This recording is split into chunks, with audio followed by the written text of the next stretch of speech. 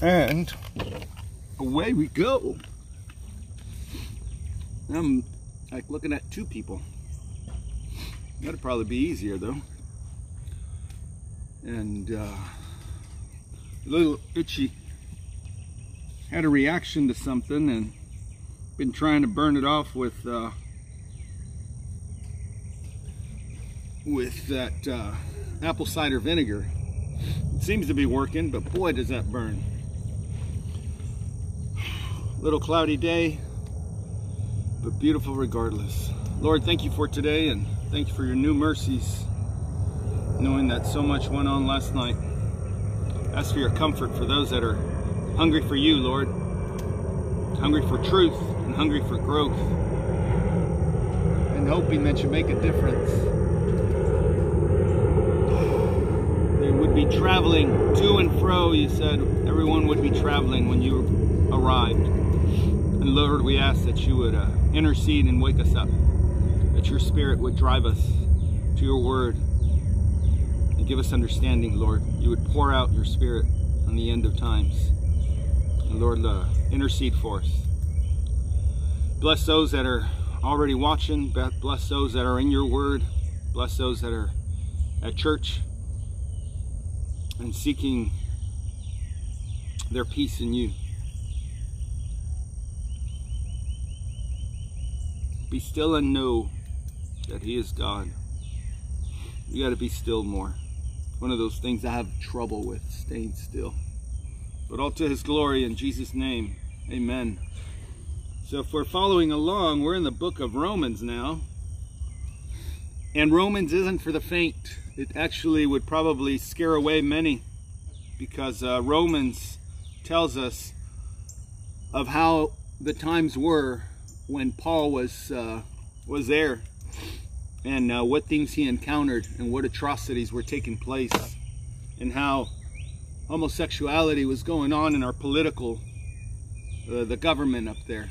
You know, those that govern your mind, government, meant being your mental state. They govern your mind with that box you call a HD, 1080 quality, 3D, all that stuff. Let's use these tools that man created to hunger for him, not to hypnotize ourselves. But yeah, here at Romans gonna differentiate many of those who are hungry to follow Christ's example, or to just fall aside.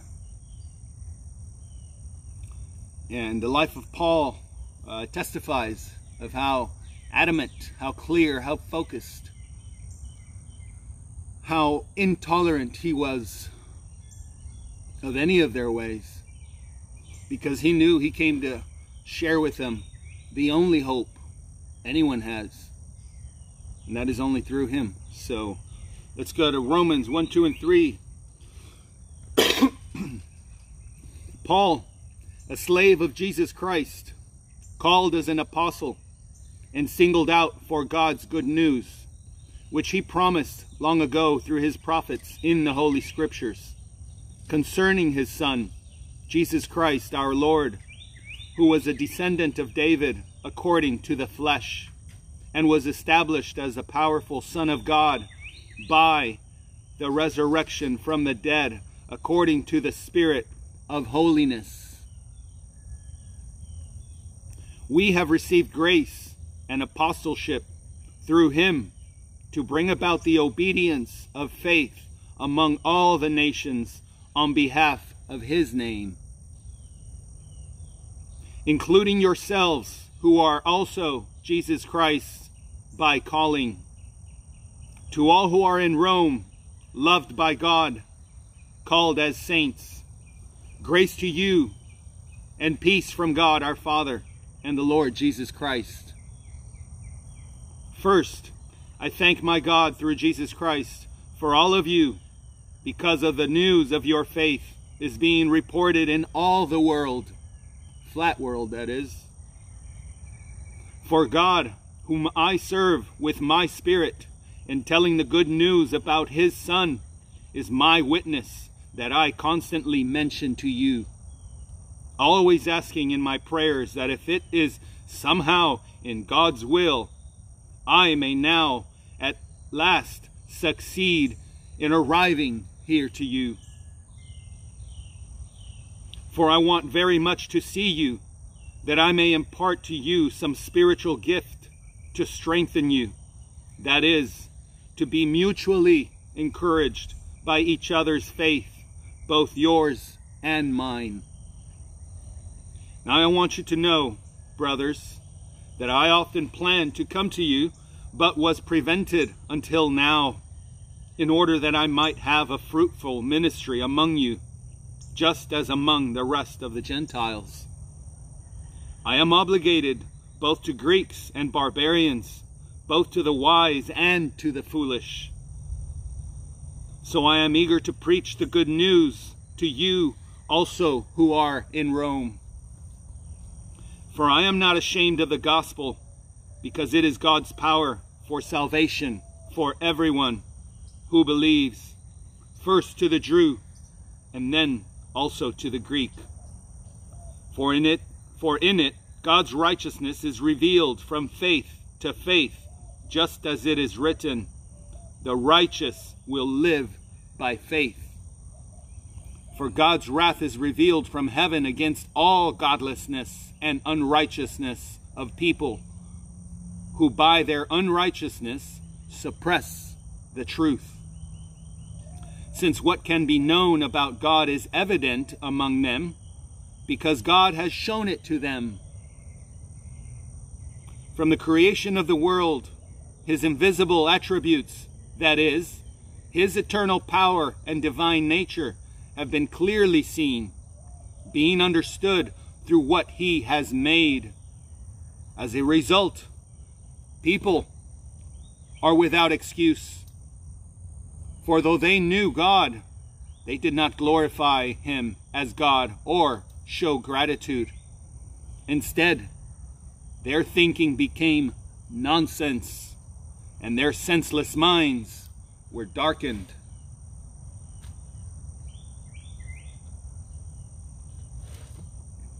Claiming to be wise, they became fools and exchanged the glory of the immortal God for images resembling mortal man, birds, four-footed animals, and reptiles. Therefore, God delivered them over in the cravings of their hearts to sexual impurity, so that their bodies were degraded among themselves. They exchanged the truth of God for a lie, and worshipped and served something created instead of the Creator, who is blessed forever. Amen. This is why God delivered them over to degrading passions, for even their females exchange natural sexual intercourse for what is unnatural. The males in the same way also left their natural intercourse with females and were inflamed in their lust for one another. Males committed shameless acts with males and received in their own persons the appropriate penalty for their perversion. And because they did not think it worthwhile to have God in their knowledge, God delivered them over to a worthless mind to do what is morally wrong. They are filled with all unrighteousness, evil, greed, and wickedness. They are full of envy, murder, disputes, deceit, and malice. They are gossips, slanderers, God-haters, arrogant, proud, boastful, inventors of evil, disobedient to parents, undiscerning, untrustworthy, unloving, and unmerciful. Although they know full well God's just sentence, that those who practice such things deserve to die.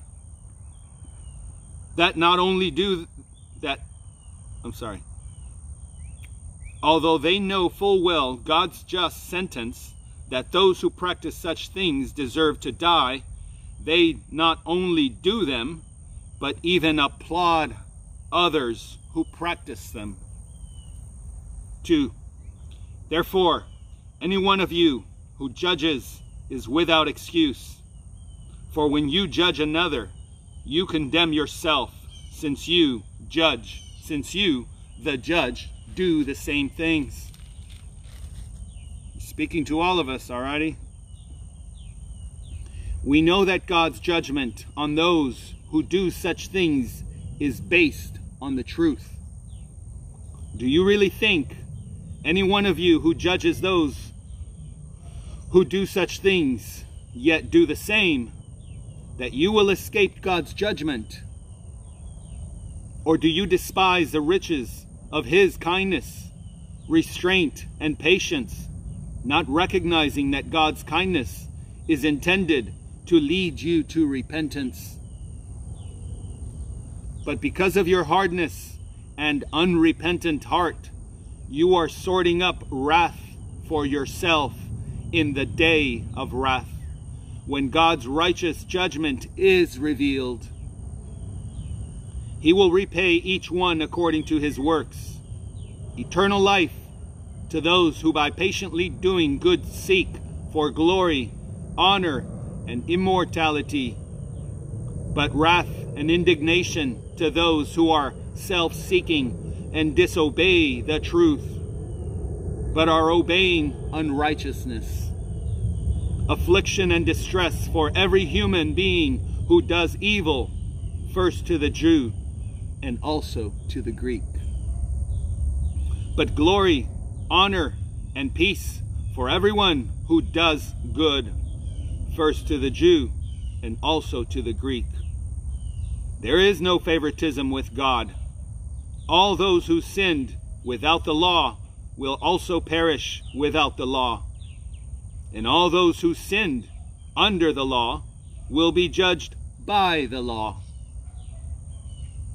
For the hearers of the law are not righteous before God, but the doers of the law will be declared righteous. So when Gentiles who do not have the law instinctively do what the law demands, they are a law to themselves, even though they do not have the law. They show that the work of the law is written on their hearts.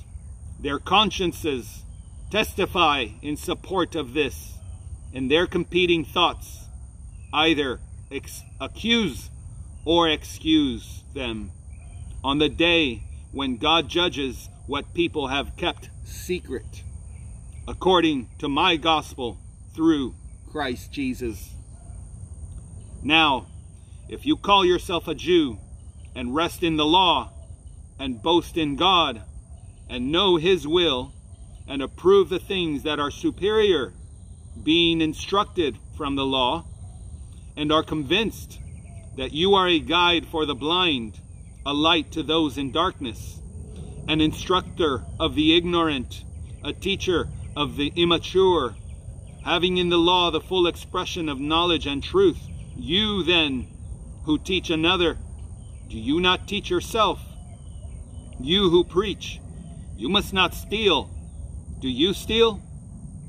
You who say, you must not commit adultery, do you commit adultery? You who detest idols, do you rob their temples? You who boast in the law, do you dishonor God by breaking the law? For as it is written, the name of God is blasphemed among the Gentiles because of you. For circumcision benefits you if you observe the law. But if you are a lawbreaker, your circumcision has become uncircumcision.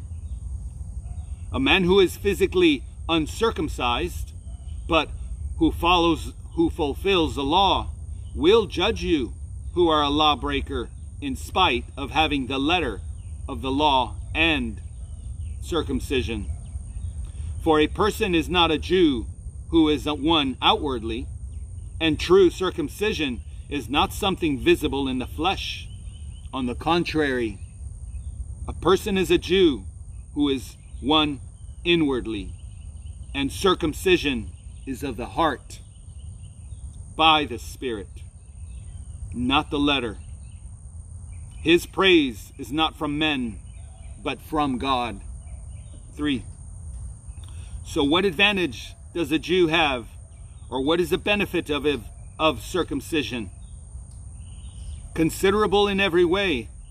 First, they were entrusted with the spoken words of God.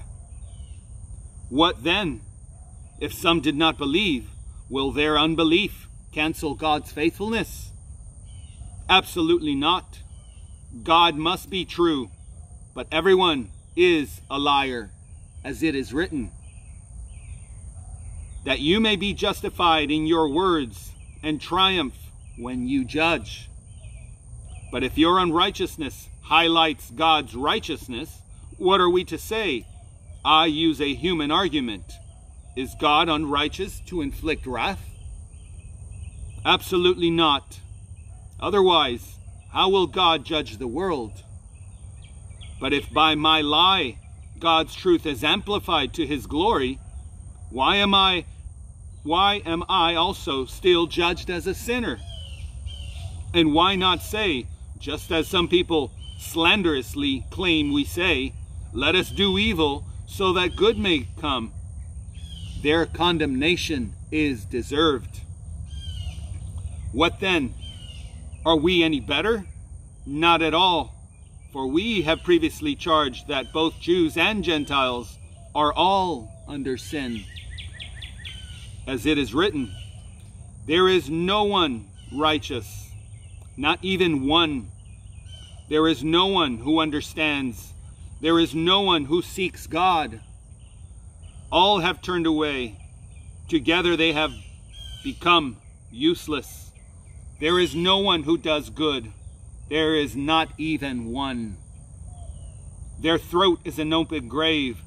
They deceive with their tongues. Vipers' venom is under their lips. They deceive with their tongues. Vipers' venom is under their lips. Their mouth is full of cursing and bitterness. Their feet are swift to shed blood. Ruin and wretchedness are in their paths, and the path of peace they have not known. There is no fear of God before their eyes. Now, we know that whatever the law says speaks to those who are subject to the law, so that every mouth may be shut, and the whole world may become subject to God's judgment. For no flesh will be justified in his sight by the works of the law. For through the law comes the knowledge of sin. But now, apart from the law, God's righteousness has been revealed, attested by the law and the prophets, that is, God's righteousness through faith in Jesus Christ to all who believe, since there is no distinction. For all have sinned and fall short of the glory of God. They are justified freely by his grace through the redemption that is in Christ Jesus. God presented him as a propitiation through faith in his blood to demonstrate his righteousness, because in his restraint God passed over the sins previously committed. Thank you, Jesus. He presented him to demonstrate his righteousness at the present time, so that he would be righteous and declare righteous the one who has faith in Jesus. Where then is boasting? It is excluded. By what kind of law? By one of works? No, by one of works? No, on the contrary, by a law of faith. For we conclude that a man is justified by faith apart from works of law. Oh, I lost it. Or is God for Jews only? Is he not also for Gentiles? Yes, for Gentiles too. Since there is one God who will justify the circumcised by faith and the uncircumcised through faith. Do we then cancel the law through faith? Absolutely not. On the contrary, we uphold the law. Is that 8:30 already? All right, we're going to go one more. We get a bonus today because they were pretty short. 4. What then can we say that Abraham, what then can we say that Abraham, our forefather, according to the flesh, has found? If Abraham was justified by works, then he has something to brag about, but not before God. For what does the scripture say? Abraham believed God, and it was credited to him for righteousness. Now, to the one who works, pay is not considered as a gift, but as something owed. But to the one who does not work,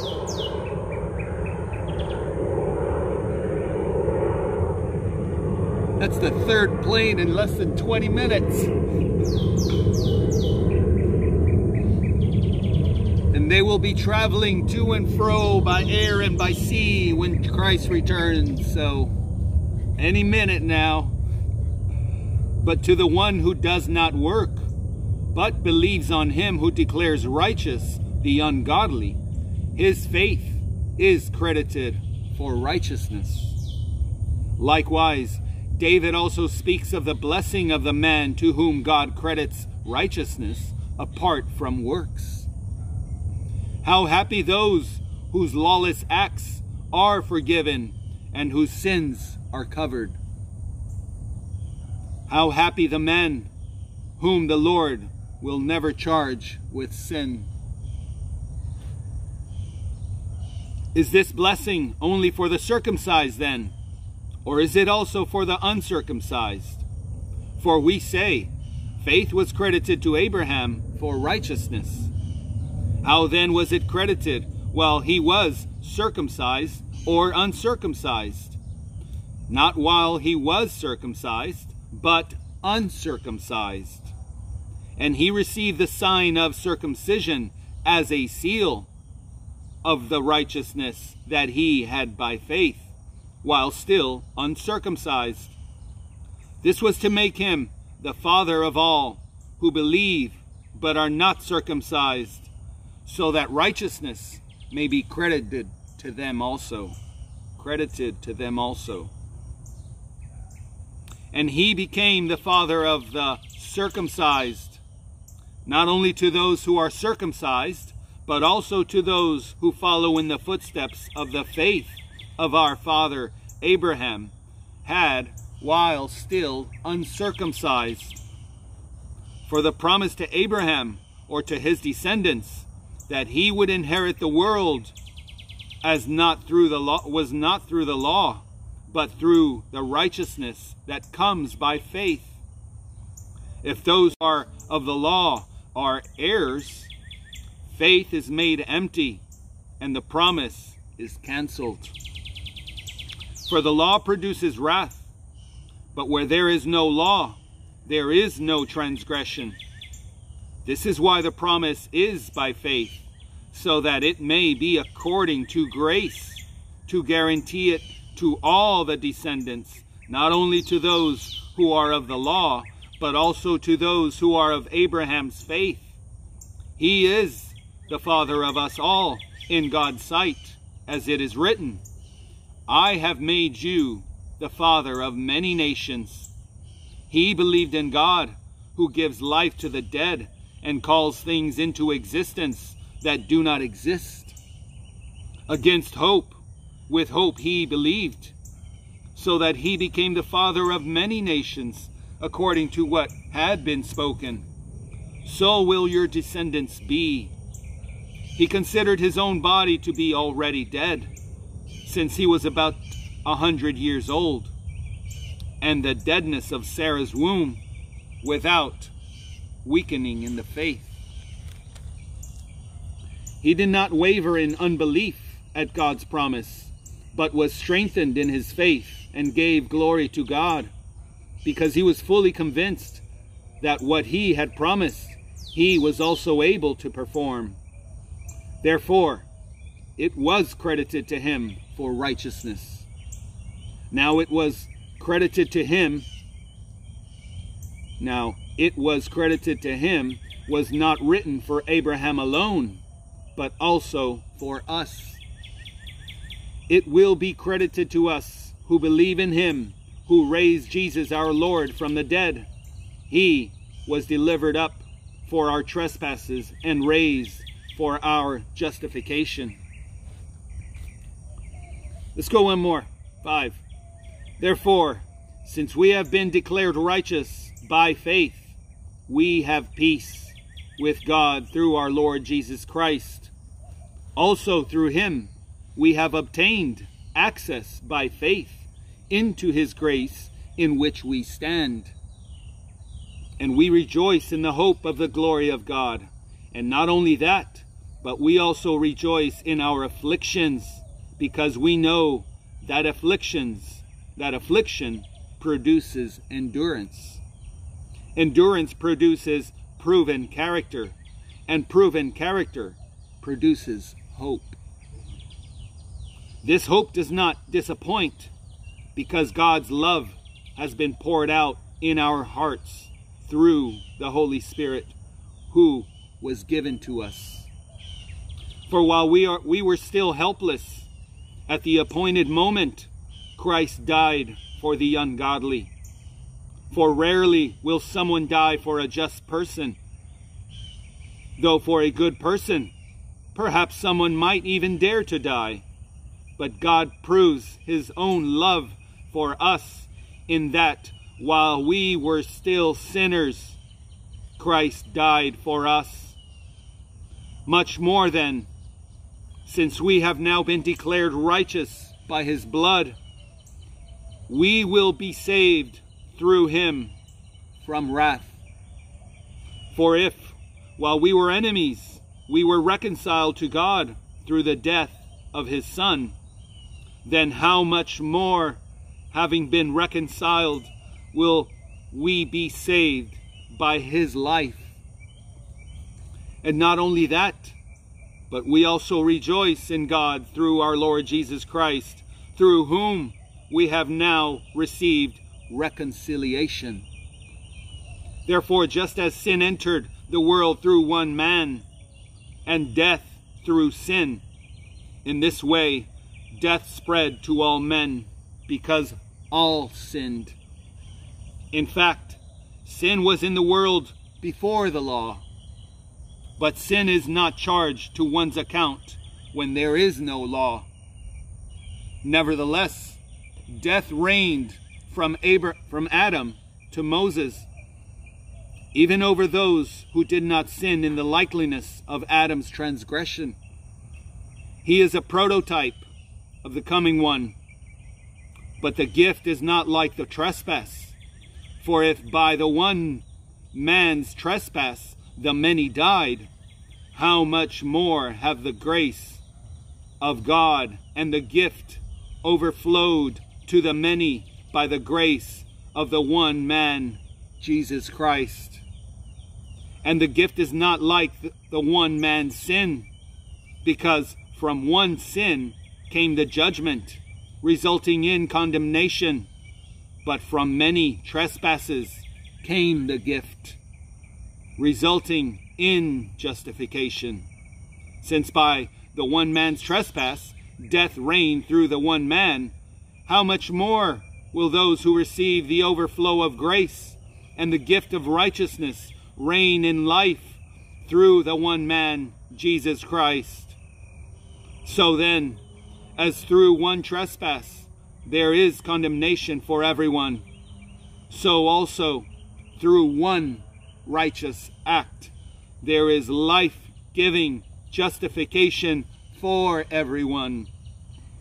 For just as through one man's disobedience the many were made sinners, so also through the one man's obedience, the many will be made righteous.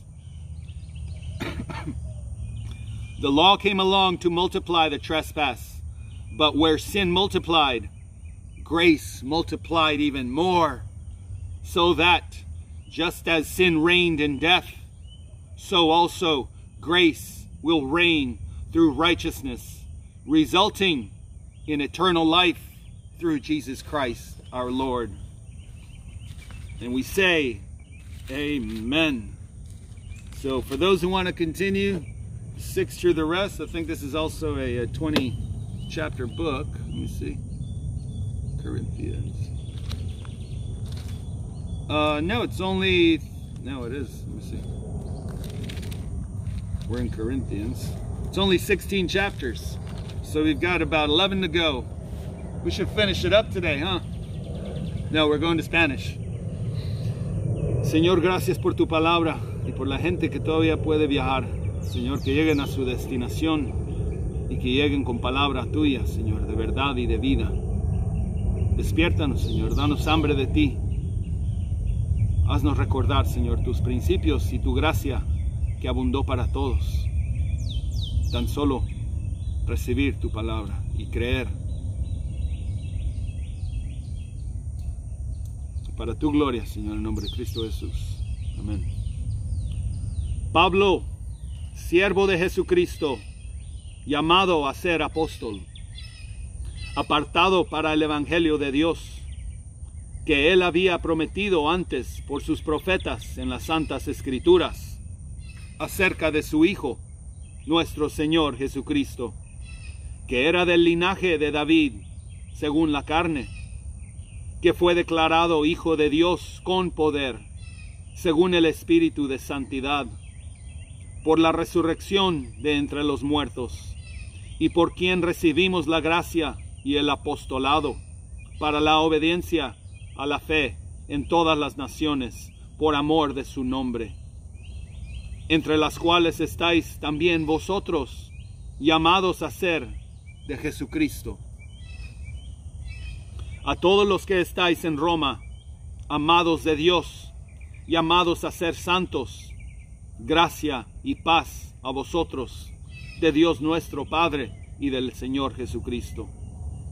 Primeramente, doy gracias a mi Dios mediante Jesucristo con respecto a todos vosotros, de que vuestra fe se divulga por todo el mundo, porque testigo me es Dios, a quien sirvo en mi espíritu, en el Evangelio de su Hijo, de que sin cesar hago mención de vosotros siempre en mis oraciones, rogando que de alguna manera tenga al fin, por la voluntad de Dios, un próspero viaje para ir a vosotros, porque deseo veros para comunicaros algún don espiritual, a fin de que seáis confirmados.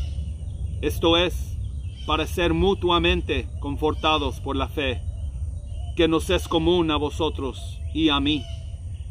Pero no quiero, hermanos, que ignoréis que muchas veces me he propuesto ir a vosotros, pero hasta ahora he subido estorbado, para tener también entre vosotros algún fruto, como entre los demás gentiles, a griegos y a no griegos, a sabios y a no sabios, soy deudor.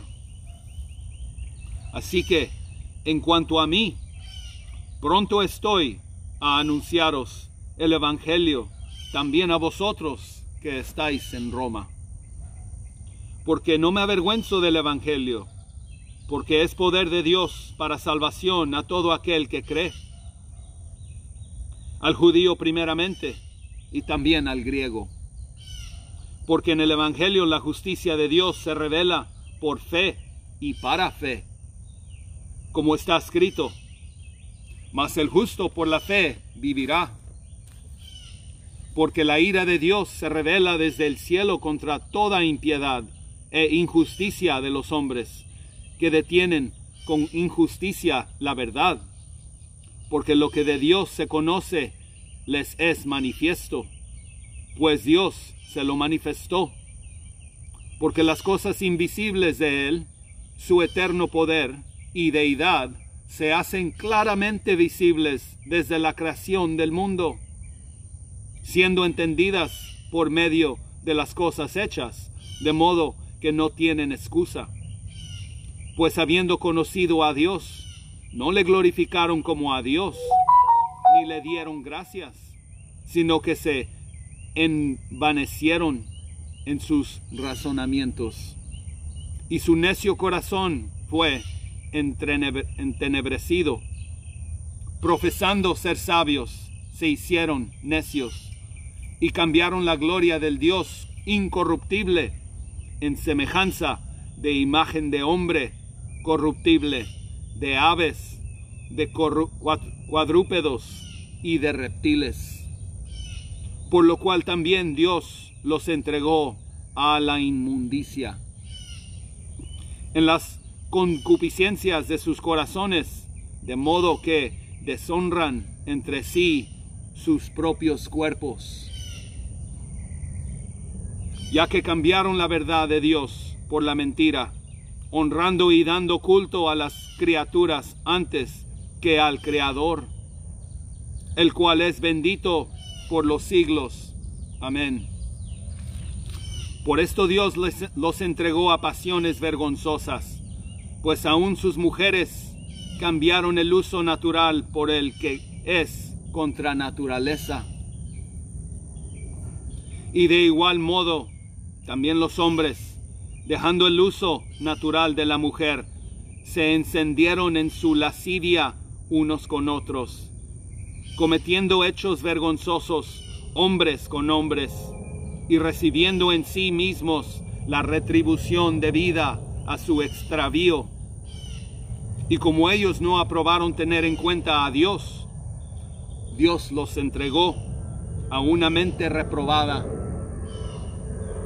para hacer cosas que no convienen, estando atestados de toda injusticia, fornicación, perversidad, avaricia, maldad, llenos de envidia, homicidios, contiendas, engaños y malignidades, murmuradores, detractores, aborrecedores de Dios, injuriosos, soberbios, altivos, inventores de males, desobedientes a los padres, necios, desleales, sin afecto natural, implacables, sin misericordia, quienes habiendo entendido el juicio de Dios, que los que practican tales cosas son dignos de muerte, no solo las hacen, sino que también se complacen con los que las practican.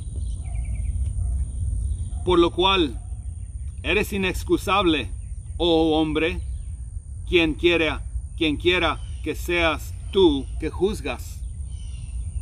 Pues en lo que juzgas a otro, te condenas a ti mismo, porque tú que juzgas, haces lo mismo. Mas sabemos que el juicio de Dios contra los que practican tales cosas es según verdad. ¿Y piensas esto, oh hombre, tú que juzgas a los que tal hacen y haces lo mismo, que tú escaparás del juicio de Dios? ¿O menosprecias las riquezas de su benignidad, paciencia y longanimidad, ignorando con que su benignidad te guía al arrepentimiento?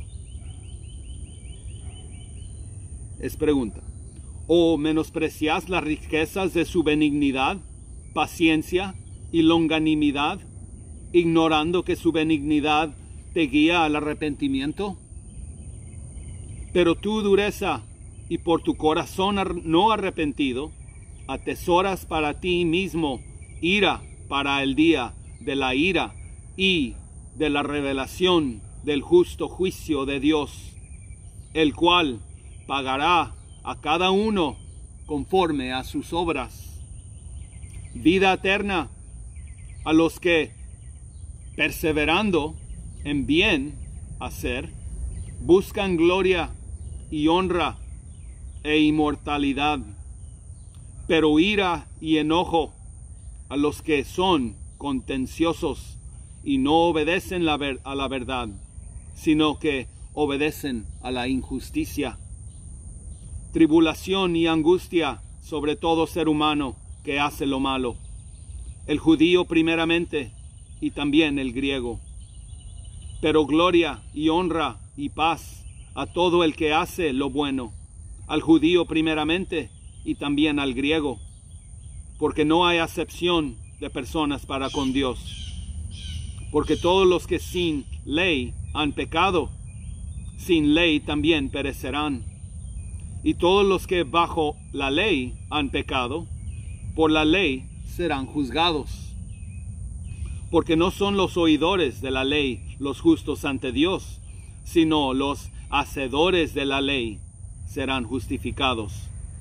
Porque cuando los gentiles que no tienen ley hacen por naturaleza lo que es de la ley, estos, aunque no tengan ley, son ley para sí mismos, mostrando la obra de la ley escrita en sus corazones, dando testimonio su conciencia y acusándoles o defendiéndoles sus razonamientos, en el día en que Dios juzgará por Jesucristo los secretos de los hombres, conforme a mi evangelio.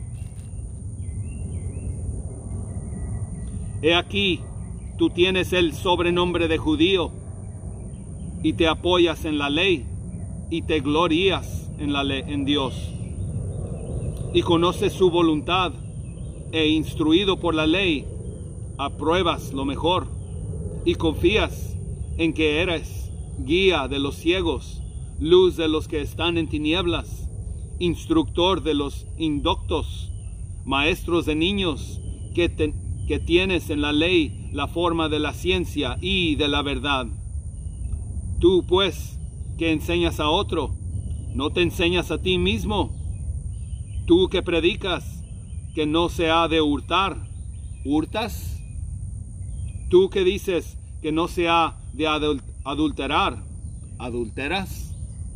Tú que abominas de los ídolos, ¿cometes sacrilegio? Tú que te jactas de la ley, con infracción de la ley, ¿deshonras a Dios? Porque como está escrito, el nombre de Dios es blasfemado entre los gentiles por causa de vosotros. Pues en verdad la circuncisión aprovecha si guardas la ley, pero si eres transgresor de la ley, tu circuncisión viene a ser incircuncisión. Si, pues, el incircunciso guardare las ordenanzas de la ley, ¿no será tenida su incircuncisión como circuncisión? Y el que físicamente es incircunciso, pero guarda perfectamente la ley, te condenará a ti, que con la letra de la ley y con la circuncisión eres transgresor de la ley.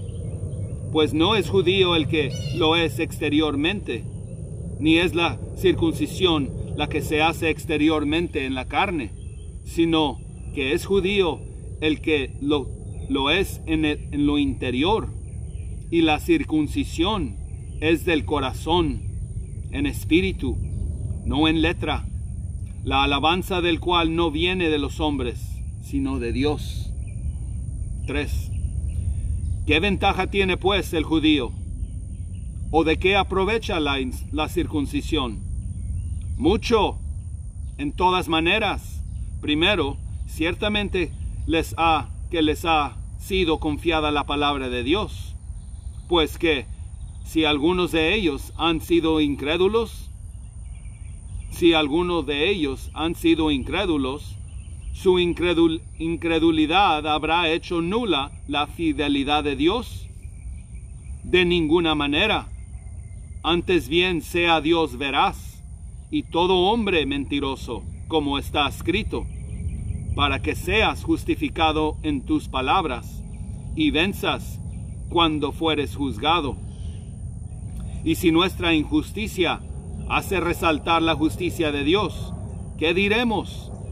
¿Será injusto Dios que da castigo? Hablo como hombre.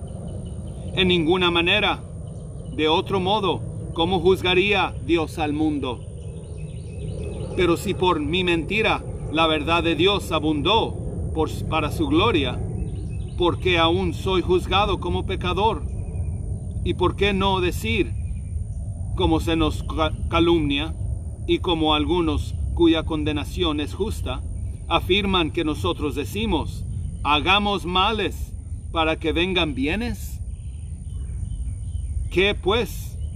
¿Somos nosotros mejores que ellos? En ninguna manera, pues ya hemos acusado a judíos y a gentiles que todos están bajo pecado. Como está escrito, no hay justo, ni aun uno. No hay quien entienda, no hay quien busque a Dios. Todos se desviaron, a una se hicieron inútiles. No hay quien haga lo bueno, no hay ni siquiera uno. Sepulcro abierto es su garganta, con su lengua engañan, veneno de áspides y hay debajo de sus labios. Su boca está llena de maldición y de amargura. Sus pies se apresuran para derramar sangre. Quebranto y desventura hay en sus caminos, y no conocieron camino de paz. No hay temor de Dios delante de sus ojos, pero sabemos que todo lo que la ley dice, lo dice a los que están bajo la ley, para que toda boca se cierre y todo el mundo quede bajo el juicio de Dios. Ya que por las obras de la ley ningún ser humano será justificado delante de él, porque por medio de la ley es el conocimiento del pecado. Pero ahora, aparte de la ley, se ha manifestado la justicia de Dios, testificada por la ley y por los profetas. La justicia de Dios por medio de la fe en Jesucristo, para que todos los que creen en Él, porque no hay diferencia por cuanto todos pecaron y están destituidos de la gloria de Dios, siendo justificados gratuitamente por su gracia, mediante la redención que es en Cristo Jesús, a quien Dios puso como propiciación por medio de la fe en su sangre, para manifestar su justicia a causa de haber pasado por alto en su paciencia los pecados pasados, como la mira de manifestar en este tiempo su justicia, a fin de que Él sea el justo y Él el que justifica al que es de la fe de Jesús. ¿Dónde pues está la jactancia? Queda excluida. ¿Por cuál ley? ¿Por la de las obras? No, sino por la ley de la fe. Concluimos, pues, que el hombre es justificado por fe sin las obras de la ley. ¿Es Dios solamente Dios de los judíos? No, ¿no es también Dios de los gentiles? Ciertamente también de los gentiles, porque Dios es uno, y Él justificará por la fe a los de la circuncisión, y por medio de la fe a los de la incircuncisión. Luego, por la fe, ¿invalidamos la ley? En ninguna manera, sino que confirmamos la ley. ¿Qué pues diremos? ¿Qué pues? Diremos que halló Abraham nuestro padre según la carne. Porque si Abraham fue justificado por las obras, tiene de qué gloriarse, pero no para con Dios. Porque, ¿qué dice la Escritura? Creyó Abraham a Dios, y le fue contado por justicia. Pero al que obra, no se le cuenta el salario como gracia, sino como deuda. Mas al que no obra, sino cree en aquel que justifica al impío, su fe le es contada por justicia. como también David habla de la bienaventuranza del hombre a quien Dios atribuye justicia sin obras, diciendo: bienaventurados aquellos cuyas iniquidades son perdonadas y cuyos pecados son cubiertos. Bienaventurado el varón a quien el Señor no inculpa de pecado. Es pues esta bienaventuranza solamente para los de la circuncisión o también para los de la incircuncisión, porque decimos que a Abraham le fue contada la fe por justicia. ¿Cómo pues le fue contada? Estando en la circuncisión o en la incircuncisión. No en la circuncisión, sino en la incircuncisión. Y recibió la circuncisión como señal, como sello de la justicia de la fe que tuvo estando aún incircunciso, para que fuese padre de todos los creyentes no circuncidados, a fin de que también a ellos la fe les sea contada por justicia. Y padre de la circuncisión para los que no solamente son de la circuncisión, sino que también siguen las pisadas de la fe que tuvo nuestro padre Abraham antes de ser circuncidado. Porque no por la ley fue dada a Abraham o a su descendencia la promesa de que sería heredero del mundo, sino por la justicia de la fe. Porque si los que son de la ley son los herederos, vana resuelta la fe y anulada la promesa, pues la ley produce ira, pero donde no hay ley, tampoco hay transgresión.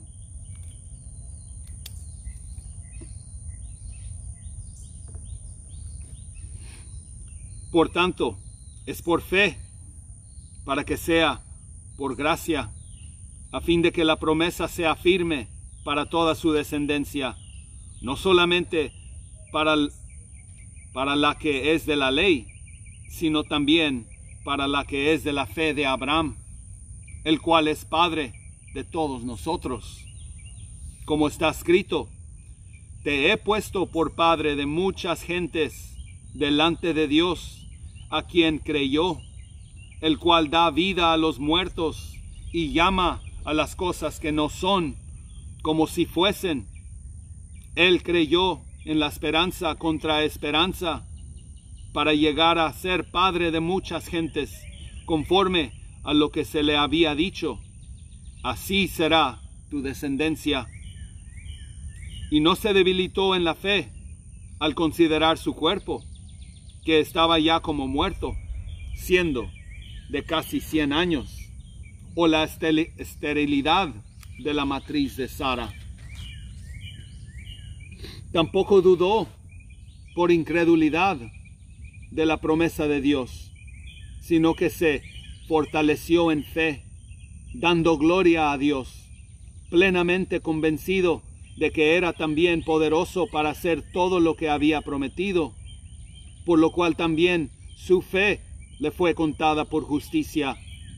Y no solamente con respecto a él se escribió que le fue dada, que le fue contada, sino también con respecto a nosotros, a quienes ha de ser contada, esto es, a los que creemos en el que levantó de los muertos a Jesús, nuestro Señor, el cual fue entregado por nuestras transgresiones y resucitado para nuestra justificación.